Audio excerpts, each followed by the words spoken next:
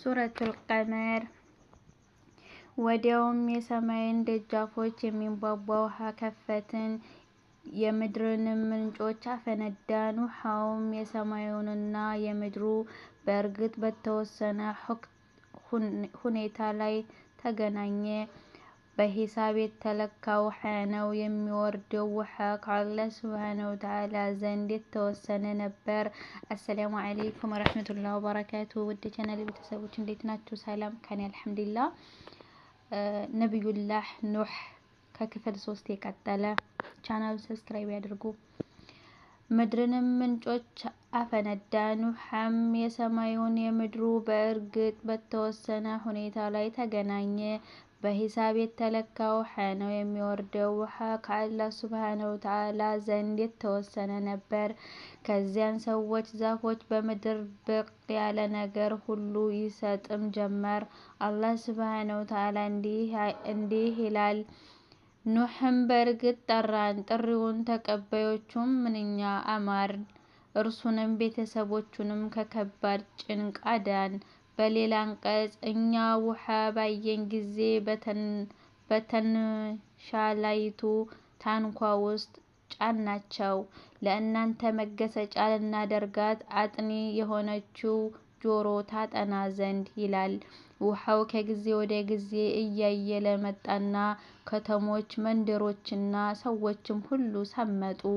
የውሃው ከፍታ እንደተጠቀሰው በምድር ላይ ካለው ከፍተኛ ተራራ 15 ሜትር ወደ ላይ ከፍ ያለ የበለጠ እስኪሆን ድረስ ነው ያየለው። ተራሮች ሁሉ ሰመጡ። አላህ ሱብሓነሁ ወተዓላ በመጥለቅለቁ ውስጥ የነበረውን የውሃውን ማየል እንዲህ ይገልጸዋል። እሷም እንደ ተራሮች በሆነ ማዕበል ውስጥ በእርሱ ይዟቸው የምትንሻለል ስትሆን በአላህ ስም ተቀመጡባት። ኑህም ልጁን ከመርከቢቱ የራቀ ሆኖ ሳለ ልጄ ሆይ ከእኛ ጋር ተሳፈር፣ ከከሃዲዎቹ አትሁን ሲል ጠራው።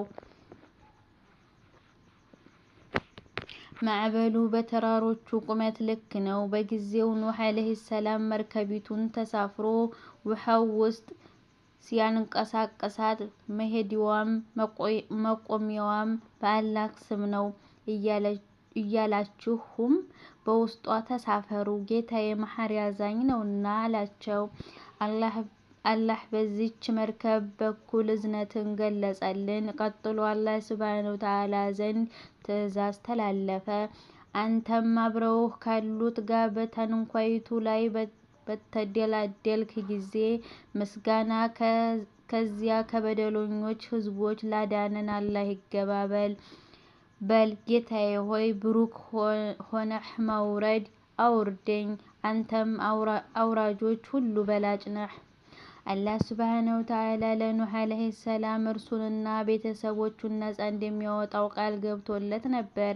በእርግጥም የኑህ ቤተሰቦች ከአንድ ልጅ በስተቀር አብረውት ነበሩ። ባለቤቱ እንኳ አብራው ነበረች። አላህ ሱብሓነሁ ወተዓላ በቁርአን አልተሕሪም 10 አላህ ለነዚያ ለካዱት ሰዎች የኑህን ሴትና የሉጥን ሴት ምሳሌ አደረገ።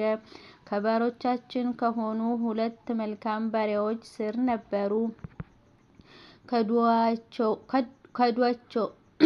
ከዷቸውም ከአላህም ቅጣት ኑህና ሉጥ ከሚስቶቻቸው ምንም አልገፈተሩላቸውም።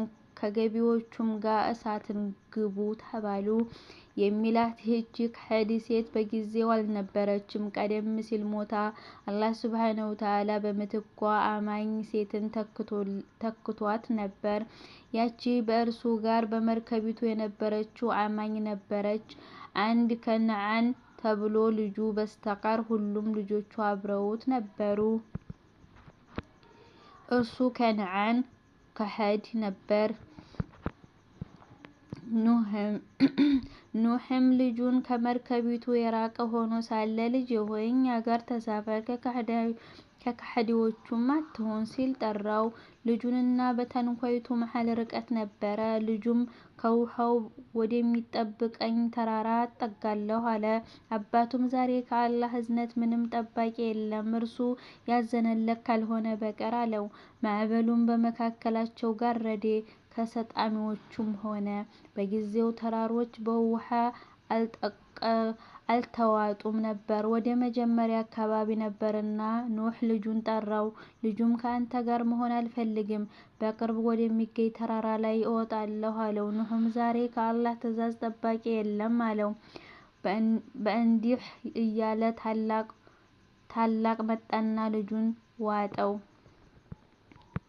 በሱረቱል ሁድ 43 ማዕበሉም በመካከላቸው ጋረደ፣ ከሰጣሚዎቹም ሆነ።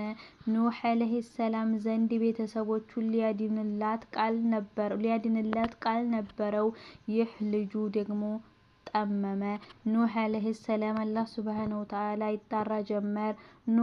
ኑህም ጌታውን ጠራ፣ አለም ጌታዬ ሆይ ልጄ ከቤተሰቤ ነው፣ ኪዳንህም እውነት ነው፣ አንተም ከፈራጆች ሁሉ ይበልጥ አዋቂ ነህ። ቤተሰቦችን እንደምታድንልኝ ኪዳን ሰጥተኸኝ ነበር በማለት የኪዳኑን ትርጉም እየጠየቀ ነው። አላህም ኑህ ሆይ እርሱ ከቤተሰብህ አይደለም፣ እርሱ መልካም ያልሆነ ስራ ነው። በእርሱ እውቀት የሌለህንም ነገር አትጠይቀኝ፣ እኔ ከሚሳሳቱ ሰዎች እንድትሆን እገስጽሃለሁ አለ። በክህደት ምክንያት ከቤተሰብ ሰንሰለት ተበጠሰ። ክህደት ዝምድናን ይበጥሳል። አንድ አማኝ ለሌላው አማኝ ጋር ያለው ትስስር አንድ አማኝ ከሃዲ ወንድሙ ጋር ካለው ትስስር የበለጠ ነው። ትክክለኛይቱ ወንድማማችነት ያቺ በእምነት ላይ የተመሰረተችው ብቻ ናት። ክህደት ግን ትስስርና ዝምድናን ይበጣጥሳል። ኑህ ሆይ እርሱ ከቤተሰብህ አይደለም አለው። እርሱ ከሃዲ ነው በሚል ቃል አልነገረውም።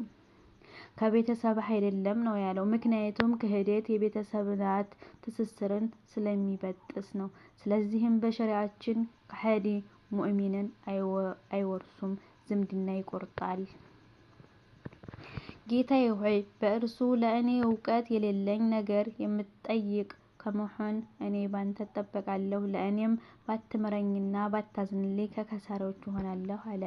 መርከቢቱ እንደ ተራሮቹ በሆነ ማዕበል መካከል ትንሻለል ጀመረች።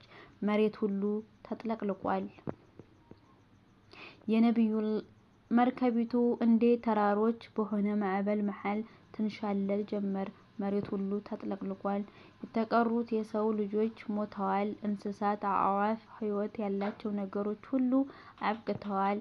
በባህር ውስጥ ያሉ እንስሳት እንጂ የተቀሩት ሁሉ ሞተዋል። ሕያው የሆነ ነገር በምድር ላይ አልቀረም ነበር። በአጠቃላይ በመርከቢቱና በባህር ውስጥ ካሉት በስተቀር የተቀሩት አልቀዋል። ኢብኑ አባስ ረዲየላሁ ዐንሁ በሚያወሩት ሐዲስ ኑህና ተከታዮቹ በመርከቧ ውስጥ ለ6 ወራት ቆይተዋል። በብዙ ዘገባዎች እንደተጠቀሰው ኑህና አማኞቹ ከመርከቢቱ የወረዱት በአሹራ ዕለት ነው፣ በሙሐረም በ10ኛው ቀን ማለት ነው። በብዙ ዘገባዎች እንደተጠቀሰው የአላህ መልእክተኛ ሰለላሁ ዐለይሂ ወሰለም ይህንን አላህ ሙሳን ዐለይሂ ሰላም ከጭንቅ ያዳነበትና ኑህን ዐለይሂ ሰላም ከመጥለቅለቅ ያዳነበትን የአሹራን ዕለት መጾም አክብረዋል። መጥለቅለቁ ከአላህ ሱብሓነሁ ወተዓላ በወረደ ትዕዛዝ ተጠናቀቀ።